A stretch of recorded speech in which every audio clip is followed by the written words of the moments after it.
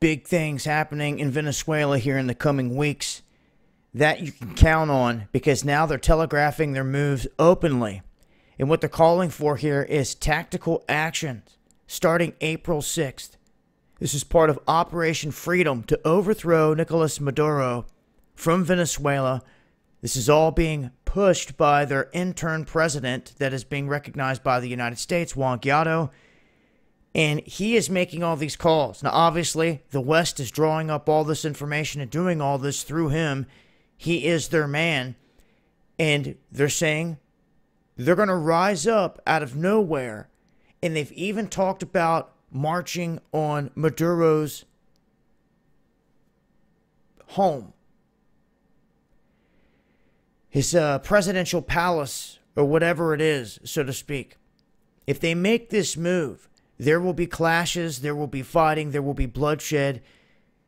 You can guarantee that Maduro and his forces will fight back, and things haven't been going the opposition's way thus far.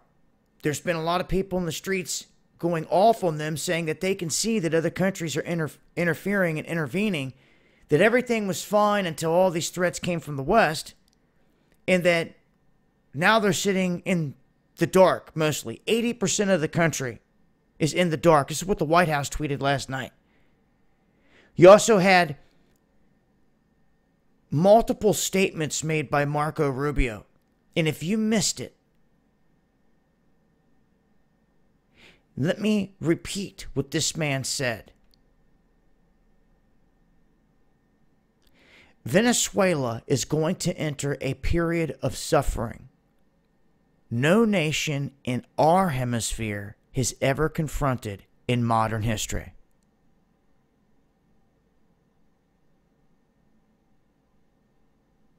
Over the next few weeks, Venezuela is going to enter a period of suffering that no nation in our hemisphere has ever confronted in modern history. Hold on a second there.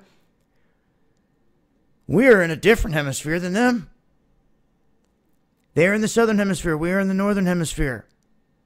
What is this ultimately referring to? What's suffering that no one has ever seen before in modern history? And now Guiado calling for this ultimate march on the presidential palace of Maduro. All of this to start April 6th. So they're putting it out there and just letting it be known. This is what they plan to do. The United States is barking at Russia like, why do you got military in there all of a sudden? They're saying that they're there for other things based on bilateral agreements, not to deal with that specifically, but it's all posturing. We know there's mercenaries all over the place. And we even had Brazil calling on the Russian military to get out as well. So a lot of things going on here. And maybe now it makes sense to people why Trump was just calling for Brazil to be entered into NATO. Now this guy's down there making these calls directly at Putin. So it shows Brazil standing with the U.S. in this, with Venezuela sandwiched in between. This is some of the latest. I wanted to make mention of it because when they start talking about a full-fledged revolution in all states of Venezuela simultaneously, is how he put it. That's what he said. That's what they've labeled it. And what they plan to launch starting April 6th.